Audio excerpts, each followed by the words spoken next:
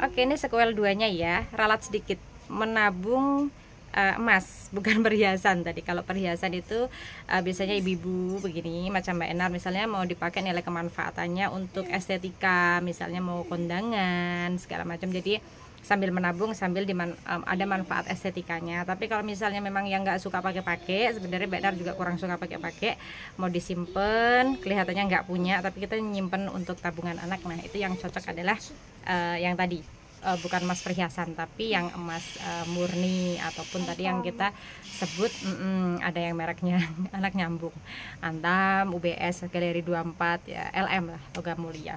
Itu kan kecil ya, dari yang kecil ada. Kalau Mbak Enar nggak keliru tuh 0,5 apa ya, setengah ya, setengah. Tapi yang biasanya ya 1 lah, 1 2. Kalau Mbak Enar suka yang langsung yang 5, jadi nabung dulu, kalau udah 5 dibeliin. Nah itu bermanfaat sekali Bapak Ibu. Kenapa? Ini sebelum digalakkan Pak Presiden Prabowo ya, kita boleh, itu kan ada bank ya nggak sih, ada bank apa, bukan sorry keliru.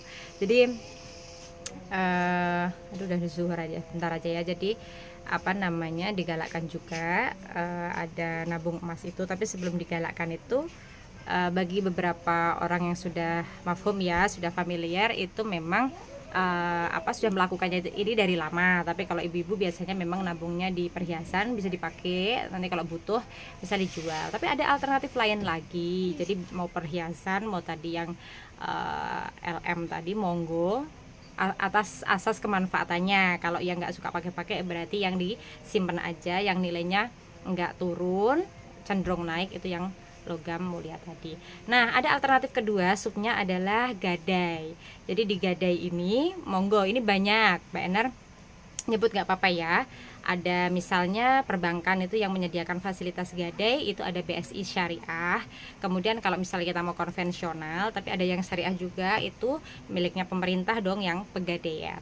Jadi monggo Bapak Ibu, Ibu ya khususnya di sini, Saudara Enar mau yang mana? Belum nikah pun kita udah planning untuk investasi anak nggak apa-apa, atau mungkin nanti mau disimpan untuk dijual ataupun digadai itu tadi untuk KPR, modal untuk bisa kredit rumah, kepemilikan rumah yang disubsidi oleh negara, KPR juga bisa. Artinya nggak ada ruginya gitu. Kapan saatnya untuk beli?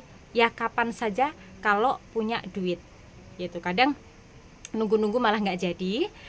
Tapi lebih baik sih kita melihat kalau pas harga turun itu cocok untuk beli, karena ngaruh banget, bisa selisih 1 juta misalnya. Kayak ini misalnya beda hari, saya misalnya beli hari Jumat, ini pas turun, padahal hari Kamis kemarin misalnya itu pas cenderung naik. Ini contoh ya. Kalau hari ini hari apa sih? Selasa ya.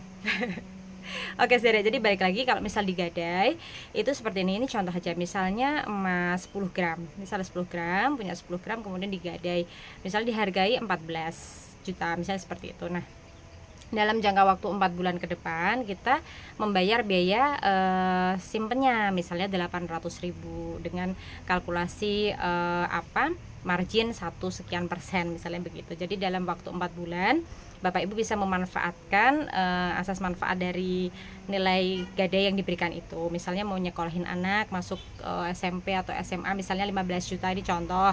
Nah berarti nanti dalam jangka 4 bulan ke depan tentu Bapak Ibu harus mengembalikan sejumlah uang yang dari gadai itu. Kalau semisalnya belum bisa, berarti membayar biaya simpennya tadi yang sekitar 800.000. Ini sebetulnya plus minus, artinya tadi yang Mbak Enar sarankan adalah bagaimana kita untuk pendidikan anak kita menabung, dan alternatif menabungnya bisa melalui emas yang cenderung akan naik, dan di situ juga ada investasinya bener ya.